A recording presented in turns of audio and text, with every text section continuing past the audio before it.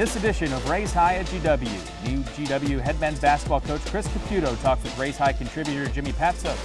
Women's basketball coach Caroline McCombs previews her second season on the GW sidelines, and first-year volleyball coach Katie Reifert dishes on the secret behind her team's success and incredible turnaround from the season ago as they look forward to the A10 championship.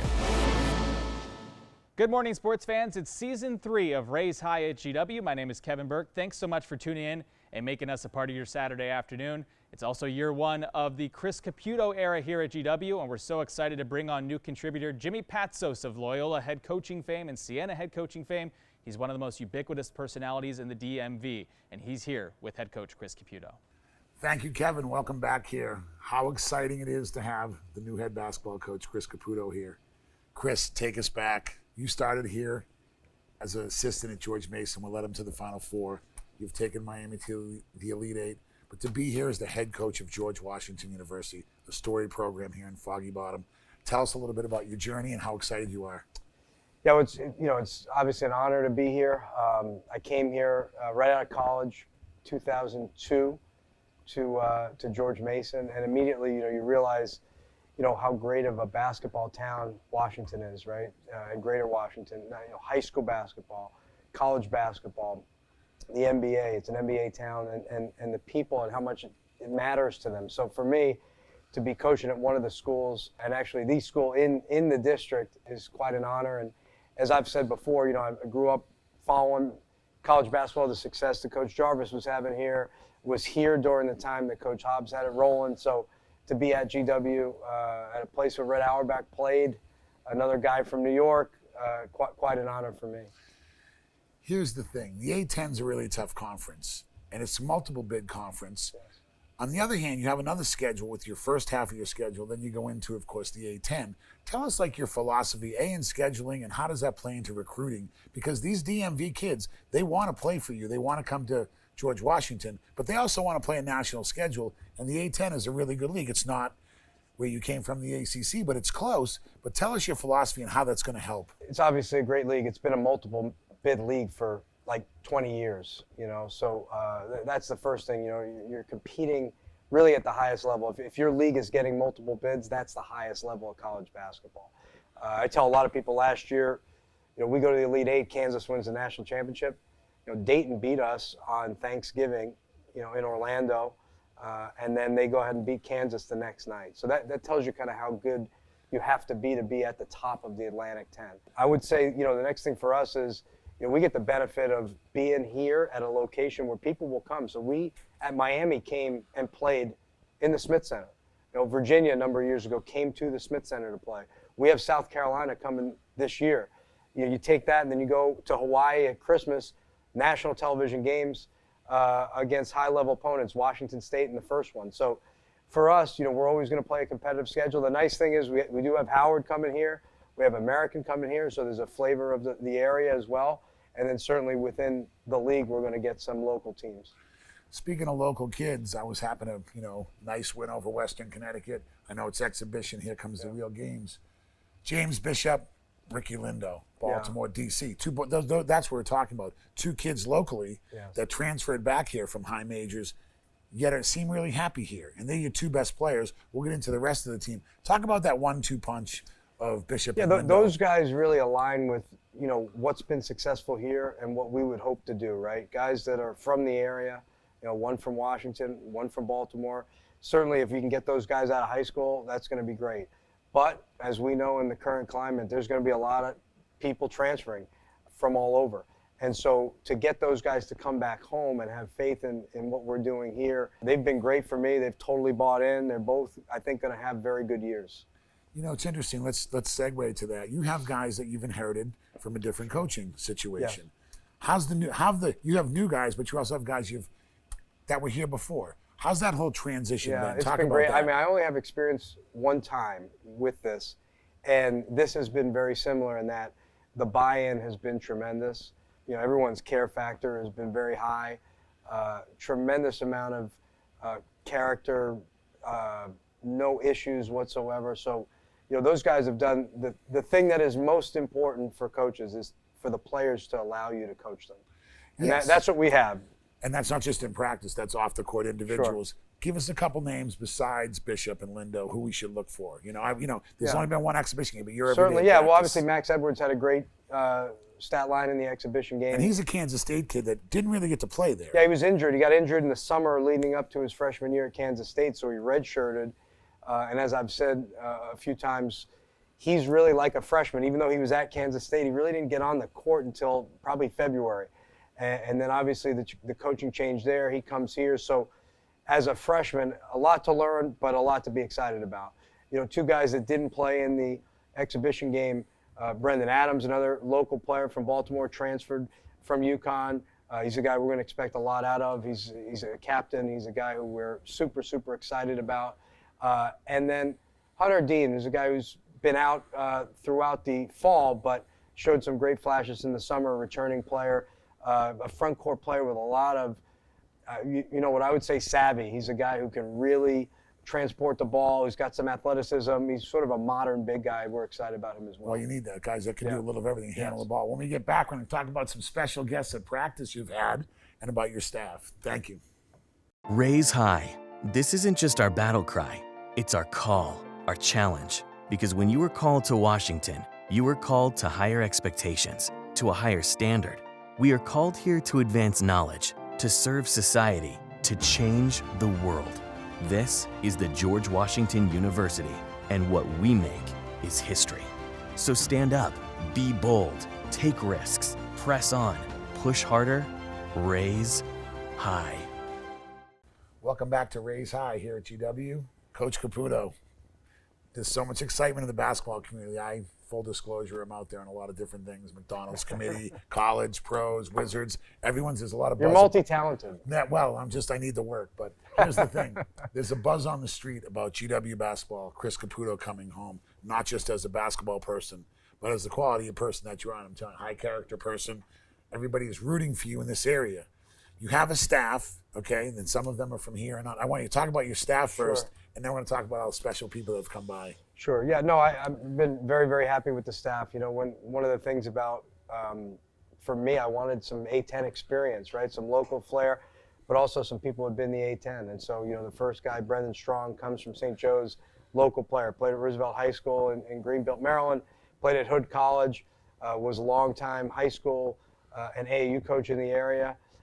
And then goes to Loyola, Maryland as an assistant, goes to St. Joe's, so now he's got that experience in the Atlantic 10, and then comes back home with us, which is great. And there's a special thing about the DC, Baltimore guys. When they have one of their own here, as you've turned into, that's really important for the recruiting We're process. both transplanted that way, Boston and New York, but turned into DC guys, But the DC, Baltimore guys, recruiting-wise, that helps. Tell us about the rest of your staff. I mean, there's some relationships. Obviously, Lamont Franklin was here, but he was with us at Miami, another local product, played at I believe Potomac High School in PG County, and then obviously at UNC Wilmington's been coaching a long time. So to keep Lamont here, some institutional knowledge that he had was tremendous, but also local knowledge. Dwayne Lee, here's a guy who's played at St. Joe's when they were #1 in the country in the Atlantic 10. St. Anthony's guy too, St. correct? Anthony's, Jersey City for Coach Hurley. And then also at St. Bonaventure, took them to the NCAA tournament as an assistant coach. So again, someone with some experience in the A10. A very good player.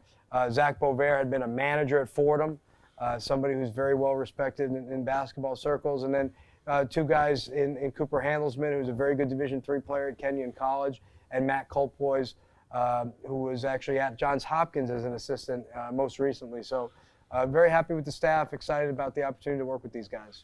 Yeah, and as we know, there's so much goes into it. There's recruiting, there's coaching and promoting.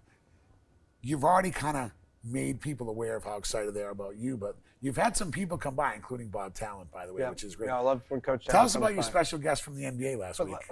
One, I didn't realize that let's go back to Coach Talent. I Coach didn't realize Talent. he played in the game. Yes, at Kentucky. Texas before Western transferring versus to Kentucky. It's incredible. So last time we were together, I peppered him about that game, And the cool thing for me in 2006 when we go to the Final Four, it was in Indianapolis. It was, I guess at that point, maybe the 30th anniversary of that moment. And so That's, for those you don't know, that's Pat Riley. That was at Cole Fieldhouse, right? 1966, That's Texas Western against Kentucky. yeah. So it was the 40th anniversary, rather, right? So Yes. when we go to the ceremony where you kind of get your rings and, Jimmy won a national championship. I think they call it the salute presentation, right? when we get put into the little room before we go out into the auditorium, they had the Texas Western team there. So many of those guys that were left. So it was an honor for me, really a thrill to meet those guys, David Lattin and guys Changed like the that. history of the game. Yeah, I mean, it changed the incredible. And history right of the here in game. D.C., so which is incredible at Colt Fieldhouse. And So. Coach Talon is usually over there in the section. Yeah. I saw him at No, the he last was great. game. He's- And then he's you had a great. special guest Yeah, from we the had NBA. Coach Jeff Van Gundy came, who's a good friend and a guy that I've kind of called a little bit of a mentor throughout the years. Somebody who obviously is a brilliant coach, but also you call that many games, between coaching that many games and working as long as he had as a coach, and now being around the game as long as he has. His dad was a coach, his brother's a coach, so he was doing the Wizards game. Coach Ewing actually probably made him a little bit more money than I have, Yes, so he did have to go over there and watch those guys. But he came and visited with the staff. And I gotta ask. And then watched practice, spoke to the players, which was great. Did the players know who he is, or did you have to Yeah, intro him? no, they knew. I asked them, hey, we all know who he is, right? And they knew because they watch, So. Yeah, they knew him from ESPN. They knew him from being a commentator, They probably forget how more. good a coach he was. And at the coaching Knicks and Patrick when- Ewing and Exactly. Tracy McGrady and all those guys. And that's what's great about having this job is there's so many different people. As you mentioned, Sure. Red Auerbach. I started coming here to watch Sure. the games with Red Auerbach when Coach Jarvis, who says hello, I spoke to him. Coach Penders was here. Sure. These are legendary coaching figures that couldn't wait to take this job because it has so much great upside, Sure. opportunity, and history. Sure. Now, when we're talking about the players you have now and who you're trying to attract, and I know we can't talk about exact recruits that we're trying to get, but give us a little recruiting philosophy, because the recruiting is the foundation of your program. So talk about the kind of guys that you want to bring here. Well, I think, again, it's been proven you can recruit the best and brightest at GW, right? We have the combination of being an unbelievable location. There's history here. It's a great league. We're in one of the great cities in the world. Those things are good. We can attract people. We also have an incredible recruiting base because, the DMV, really up and down 95 are some of the best basketball is being played in the country. So you have that. You certainly can attract transfers. That's been done here in the past at a high level. You think about some of the best players to play here are transfers. Most recently, guys like Tyler Caputo and Isaiah Armwood and Maurice Creek, their teams. And then Coach Jarvis said about him. Bill Brigham and he those guys started it. Yeah, Yes, he started exactly. it. Yeah, and then obviously international. International is incredible for GW. You can't meet a person that doesn't tell you to recruit international players because of where we're located, and we're certainly going to be in there as well. Well, we're so excited for the upcoming season. Lots more to talk about the next few weeks, and we wish you the best of luck. But Thanks, Jimmy. we also have women's basketball coming up because they're excited. They're excited for another For good sure. season too. For sure. So, and as we know, they have a strong history. So, thank you so much for joining us here at Foggy Bottom, and more to come with Chris Caputo in the future when we get some more wins. Thanks, Jim. Welcome back inside Raise High at GW. I'm Julian Coltree, and I have the pleasure to be joined by the second-year bench boss of GW women's basketball, Caroline McCombs. Coach, I'm going to start with an easy one. How excited are you for year two? Yeah, it's been an awesome summer, awesome transition here to GW, and just really, really excited about this group of young women. We've been spending a lot of time together, and I can't wait for them to get an opportunity to start playing some games here. Well, the last time that the fans saw you on the court, it was a part of a very exciting run in the Atlantic 10 Championship. You guys beat St. Bonaventure, you upset number 5 LaSalle, you make it to the quarterfinals. When you look at last year, do you think you can use it as a springboard going into year two? Absolutely. We started to lay the foundation, a lot of really good building blocks. We have a core group of returners welcoming in some terrific newcomers, and everyone's just sort of learning their role, understanding their role. We're building off of one another every day. So really fun and exciting times for us. Glad you mentioned the returners because I want to dive into the roster right now, and you can't talk about your roster without bringing up Maya Wataiwo. All-conference preseason third team, all-conference defensive team. She's closing in on 500 rebounds. What does it mean to have a senior leader like Maya on your roster? Yeah, Maya's a special person, first and foremost. She brings so much to this group. She's a terrific leader. She leads by example every single day in everything that she does. She loves to play defense, so she fits right in with our style of play. And again, just there's so many different things we can do with her out there on the floor. So having her here is a terrific presence for us, on the court, but off the court, she just sets an example in everything that she does. When it comes to you guys' depth, one of the things that you have that is a benefit is you have so many seniors and juniors from last year who are really coming into their own. Two names off the top of my head that I can think of: Essence Brown, so good defensively for you guys last year, and then Faith Blethen, who's talked about how many shots you guys have put up, how you wanted to work on the offense. What do you expect to see from those two this year? Yeah, they've definitely invested, in themselves and in this program, and so they spent countless hours in the gym, in the weight room, just training, which is so important to just like laying the culture and having the new players understand how important those things are. And so, Essence has expanded her game, not just to be a defensive player, but really extended her range, and I think we'll see a lot more things from her offensively this year. And then Faith, again, she can knock down that three. She's a versatile player and has worked really hard this offseason. I'm excited to see her out on the court. I want to talk a little bit about the off-the-court stuff, because you mentioned it. When you have so many returners, especially seniors, who know the culture and have already bought in, how easy is it to keep developing what you want to develop here? Yeah, I think, that's really important, is finding the right people. And, they've really just added so much value in everything we do every single day. And so, they've really welcomed in those newcomers. Again, it was important to find the right pieces that we wanted to bring here to GW, but I think we have. And so it's made this transition, really, really a fun process for us. Thought one of the most interesting stories from last year was Maxine Angle. She starts the year as a preseason walk-on. She gets a lot of minutes down the stretch, and then she played so well that this summer you guys were able to award her with a scholarship. When you look at how you built your program, is that the sort of coaching style that you strive for, that when anybody steps in, they can play their best and they can succeed? Yeah, Maxine was a terrific example of just trusting the process and just really having a role as a scout team player, having a role where she put in the extra work when she wasn't, getting opportunities in game situations, and then when the opportunity presented itself, she was ready for that, and then she continued to do the work, once she got that opportunity. And so she's just a terrific example for everyone on our team, and especially for people that don't get a lot of opportunities early on in their careers, to just keep on working. So we're excited about Maxine. She's, again, really worked on her game in this offseason. You're a former point guard, so I know you have a lot of love for the position, and this year you bring in a couple of new names. You have Nia Robertson. She's a first year, really highly touted. And then, of course, you have Asia Ennis, who comes over as a transfer, in addition to Arya Gingras, who's a returner from last year.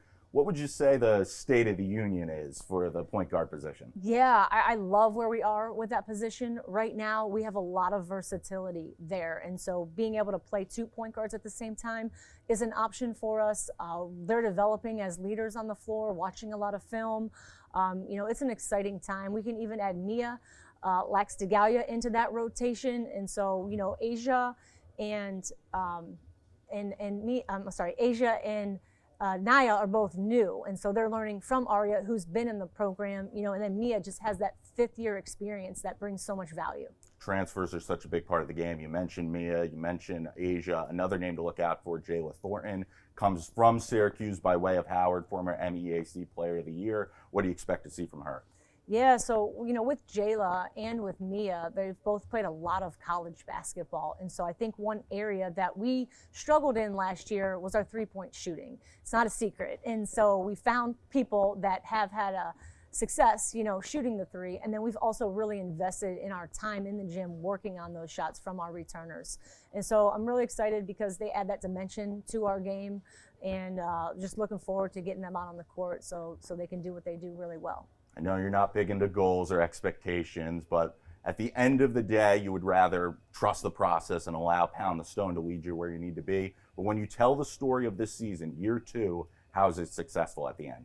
Yeah, I mean, again, I can't diagram it out. We have to go through the season, and again, there's going to be adversity. I think that's where our relationships, are so important, is, how close and connected we are.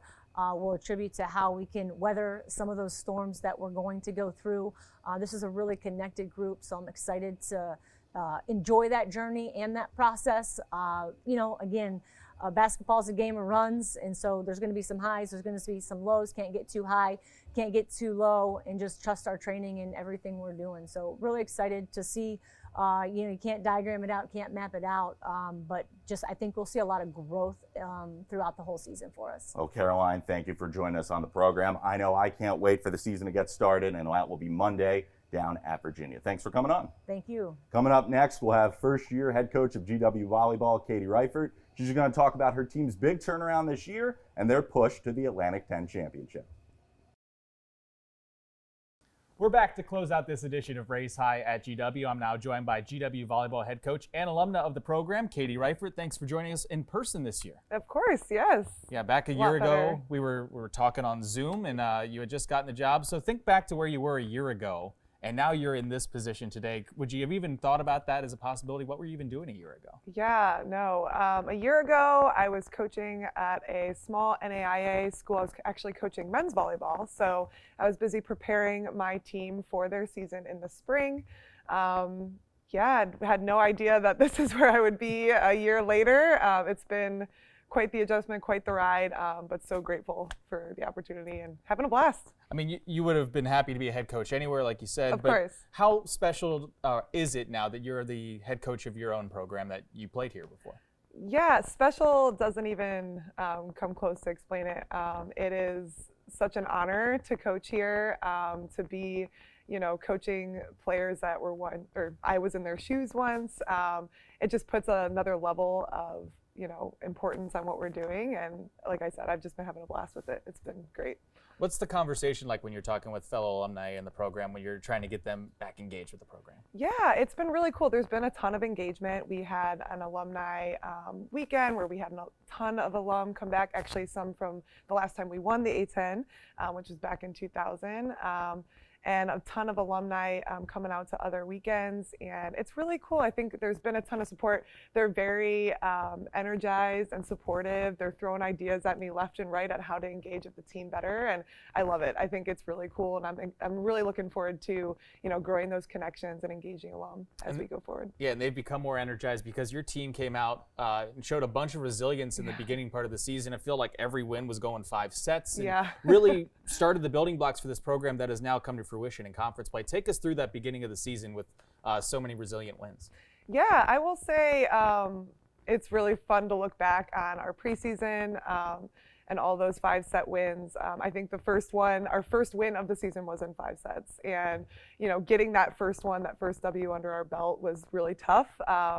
And then from there, I think just this team has kind of had the opportunity to see how good they can be over and over.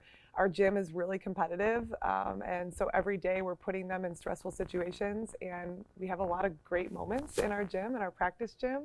And so it's really cool because they're able to take those experiences in the practice gym and take them into the matches where they're seeing really great opponents, really tough serving in our conference, really tough attackers, and they have those moments in practice that they can fall back on to bring into these games. And I think that helps with your resiliency because when we get down, they're able to pull back from those times of in practice where they're able to replicate these great moments. Going a little in depth with the X's and O's, you're playing 2 setters, and both of which are new to the program. So talk about how you've been able to integrate them and how it's been able to work with playing that type of formation. Yeah, we've had 9 newcomers this year, 3 new setters actually. The 2 setters, Delara and Grace, who've been running for us lately, they are just really incredible athletes in the fact that they put a lot of responsibility on themselves to deliver really great balls to their hitters. They take it personally when they're not able to, and so I really appreciate that. They work extremely hard in practice to better themselves every day. But then I think we put a lot of onus on our hitters as well, that once that ball leaves the setter's hands, it's your responsibility to make it better. And I think that takes a little bit of the pressure off of our setters, so they're able to play with a little bit more freedom because they have that grace from their hitters. They know even if I don't put up a perfect ball, my hitter's going to do something with this. And we've been doing a lot better with that as the season has been going on. You see us now in out-of-system play taking a lot more risks and really, aggressive shots in those situations where we were a little more, we backed off a little bit in the past. And they've been key to your success, and this team is right in the thick of it for the A10 championship here in a couple weeks. We talked about quickly the Davidson match on senior day was such a cool thing. They'd only lost once all season, and you guys had lost to them the day before, and you come back and sweep them, which I don't think anybody had swept them in A10 play this year. So talk about how you guys are peaking at the right time with conference tournament in a couple weeks. Yeah, like I said, I think this team, not to discredit Davidson, they're a great team, and they really, came at us hard on Friday night with the blocking and, with the serving. But I do think that our team, like I said, can pull from, their past successes and realize, okay, they've got some good, but we have some great as well, and we can come in even harder and tougher. And so that team, they were really hungry to come back on Saturday, and it was so cool to see them execute the game plan even cleaner, and not really fear the competition across from them, but really just grab onto that opportunity. And yeah, I think I can't say anything more for this time of year. That's what you want out of this time of year, to be peaking and to have that resilience out of your team as we head into, hopefully the tournament here. Yeah, absolutely. Coming up in a couple weeks, we wish you the best of luck the rest of the year. Thank you. Yeah, this is great. All right, that'll do it for this edition of Raise High at GW. From everybody here in Foggy Bottom, we'll talk to you next time here on Raise High at GW.